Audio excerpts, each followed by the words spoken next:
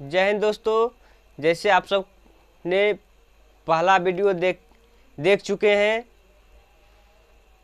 भारतीय संविधान का विदेशी स्रोत।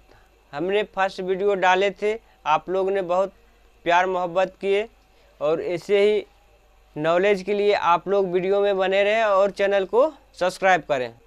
कोई भी एग्ज़ाम हो, चाहे railway, NTPC, Bihar SSC, RPF, Bihar police, Bihar दरोगा, यानी कोई भी एग्ज़ाम हो, उससे रिलेटिव इस टॉपिक से क्वेश्चन पूछा जाता है।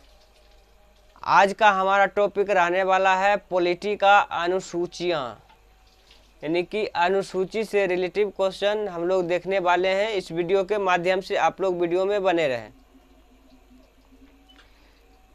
सबसे पहले भारतीय संविधान जब बन के तैयार हुआ था, उस टाइम जो था अनुच्छेद 395 था और भाग 22 था, अनुसूची 8 थी। कुल मिला के बात हम लोग करने वाले हैं अनुसूची के बारे में। जिस टाइम संविधान बना था उस टाइम अनुसूचियां की संख्या 8 थी। वर्तमान में अनुसूची की संख्या 12 है और 1 से 12 तक हम लोग अनुसूची देखने वाले हैं। इस वीडियो के माध्यम से एनालिसिस करने वाले हैं और देखेंगे कि 1 से 12 तक में क्या है, कितना विषय है, कैसे काम करता है और इस सब के बारे में हम लोग देखने वाले हैं। अनुसूची 1 यानी अनुसूची, पहला अनुसूची में क्या है, यानी पहला अनुसूची क्या कहता है। तो पहला अनुसूची जो है, इसमें संघ राज्य संबंध है, अर्थात कहने का मतलब हुआ कि वर्तमान में जो है 28 राज्य और 8 केंद्र शासित प्रदेश है। चाहे वह राज्य हो या केंद्र शासित प्रदेश हो, इससे रिलेटिव किस अनुसूची में उल्लेख मिलता है। तो अनुसूची 1 यानी पहला अनुसूची में उल्लेख मिलता है। अनुसूची 2 यानी अनुसूची क्या 2 में क्या किसका उल्लेख मिलता है। तो अनुसूची 2 में उल्लेख मिलता है कि जितने भी उच्च पदाधिकारी है, जैसे मंत्री, लोकसभा के अध्यक्ष, लोकसभा के उपाध्यक्ष, राज्यसभा सभापति, राज्यसभा के उपसभापति, विधानसभा के अध्यक्ष, विधानसभा के उपाध्यक्ष, विधान परिषद का अध्यक्ष, परिषद का उपाध्यक्ष, राज्यपाल, कैग, ये जितने भी उच्च पद है, यह सब जो है अनुसूची 2 में उल्लेख मिलता है। और इसके साथ ही वेतन, भत्ता, पेंशन का उल्लेख भी अनुसूची 2 में ही किया गया है इन सभी मंत्री का। अनुसूची 3 जो है, इसमें किसका उल्लेख मिलता है। तो इसमें उल्लेख मिलता है, इसमें जितने भी उच्च पदाधिकारी है उस सब का शपथ ग्रहण का उल्लेख मिलता है अनुसूची 3 में। अनुसूची 3 में जितने भी उच्च पदाधिकारी है, सभी का शपथ ग्रहण का उल्लेख अनुसूची 3 में मिलता है। यदि अनुसूची 4 में क्या है। अनुसूची 4 में जो है, राज्यसभा की सीटों का आवंटन किया गया है, चाहे वो राज्य का हो चाहे केंद्र शासित प्रदेश का हो। राज्यसभा का सीटों का आवंटन किया गया अनुसूची 4 में। अनुसूची 5 में क्या है। अनुसूची 5 में क्या है। तो अनुसूची 5 में उल्लेख मिलता है, SC ST का उल्लेख मिलता है कि जो भी अनुसूचित जाति है या अनुसूचित जनजाति है, अनुसूचित जाति, अनुसूचित जनजाति के विशेष प्रशासन का उल्लेख मिलता है। इसी को हम SC/ST कहते हैं। इसका विशेषकर प्रशासन का उल्लेख किया गया है। जैसे आप सब में किसी ने देखा होगा कि अनुसूचित जाति के लिए अलग से प्रशासन की व्यवस्था की गई है, कहीं न कहीं आपको देखने को मिलेगा। तो किस अनुसूची के तहत मिलता है इसका उल्लेख? तो अनुसूची 5 के तहत इसका उल्लेख मिलता है। अनुसूची 6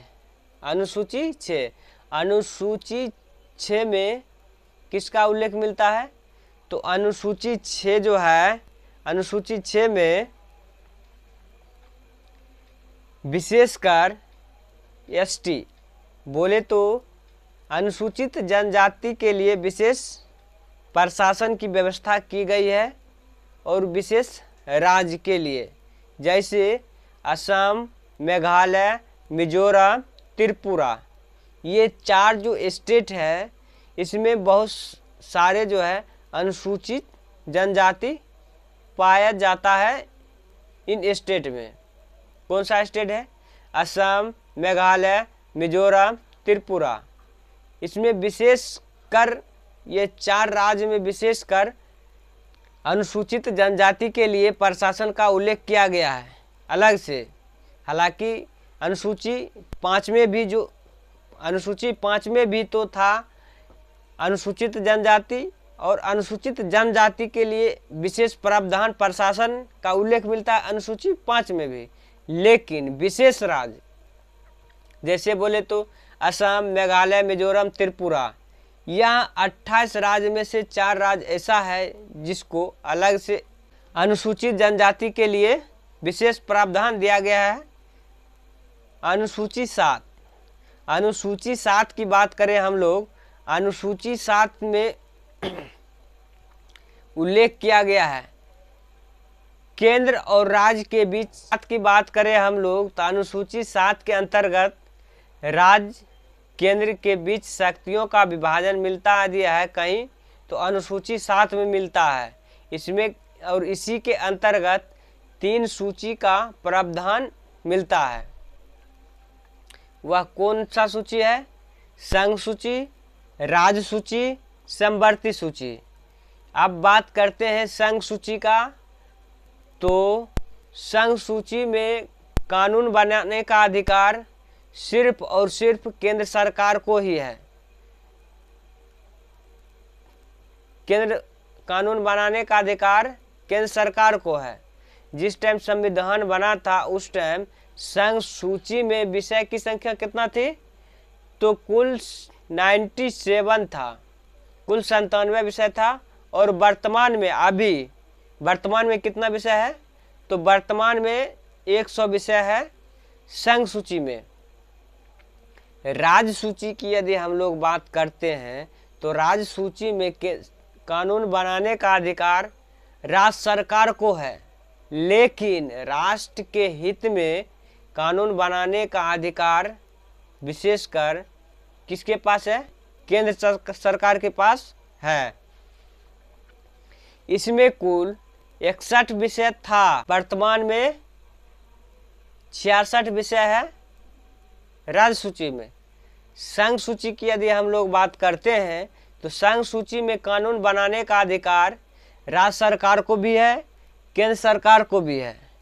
समवर्ती सूची में कानून बनाने का अधिकार राज्य सरकार को भी है, केंद्र सरकार को भी है, लेकिन विशेषकर राष्ट्र के हित में यदि बात हो तो कानून का मान जो होगा केंद्र सरकार का ही मान्य होगा। संघ सूची में कुल जिस टाइम संविधान बना था उस टाइम जो है विषय की संख्या कितना था? 47, और वर्तमान में कितना है? तो 52 विषय है। अनुसूची 8 की बात यदि हम लोग करते हैं कि अनुसूची 8 में किसका उल्लेख किया गया है? विशेषकर जो है 22 भाषाओं का उल्लेख किया गया है अनुसूची 8 में। अनुसूची 8 में 22 भाषाओं का उल्लेख किया गया है। देखते हैं 15वां भाषा जो है कब लागू हुआ था। तो 21वां संवैधानिक संशोधन 1967 में 15वां भाषा की जोड़ी गई थी। और 15वां भाषा कौन सी है? तो सिंधी को 21वां संवैधानिक संशोधन 1967 के तहत सिंधी भाषा को 15वां भाषा के रूप में जोड़ी गई थी। था 71वां संवैधानिक संशोधन 1992। 71वां संवैधानिक संशोधन 1992 के तहत नेपाली कोंकणी मणिपुरी, नेपाली कोंकणी मणिपुरी 71वां संवैधानिक संशोधन 1992 के तहत जोड़ा गया था।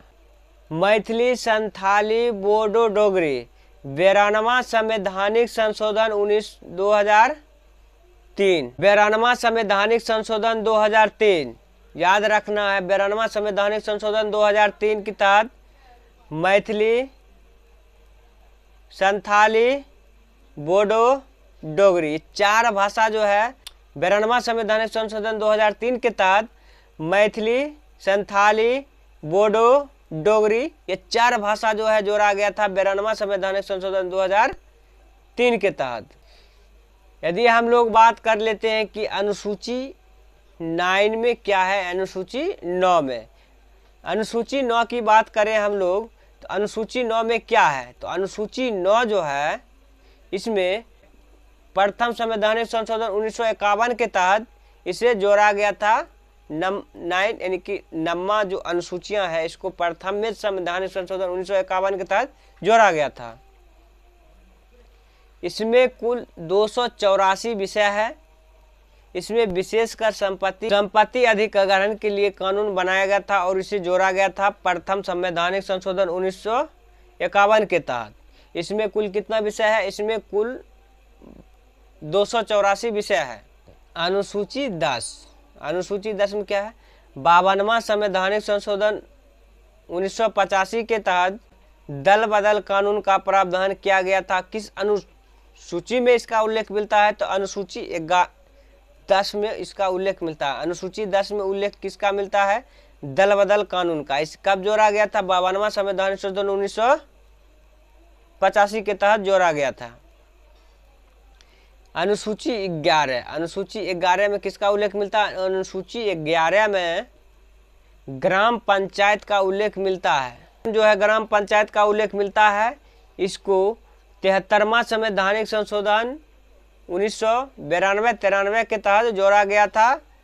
इसमें ग्राम पंचायत का उल्लेख मिलता है अनुसूची 11 में। इसमें कुल 19 विषय है, कुल 29 विषय है अनुसूची 11 में। अनुसूची 12 की बात यदि हम लोग करते हैं तो इसमें किसका उल्लेख मिलता है? इसको भी 74वां संवैधानिक संशोधन 1992-93 के ही तहत जोड़ा गया था और इसमें कुल 18 विषय है। ये जो है शहरी क्षेत्र के लिए विशेषकर प्रावधान मिलता है अनुसूची 12 में, और 11 में ग्राम पंचायत का व्यवस्था मिलता है अनुसूची 11 में। आज का हमारा टॉपिक समाप्त हुआ। फिर मिलते हैं अगले एपिसोड के साथ। जय हिंद, जय भारत।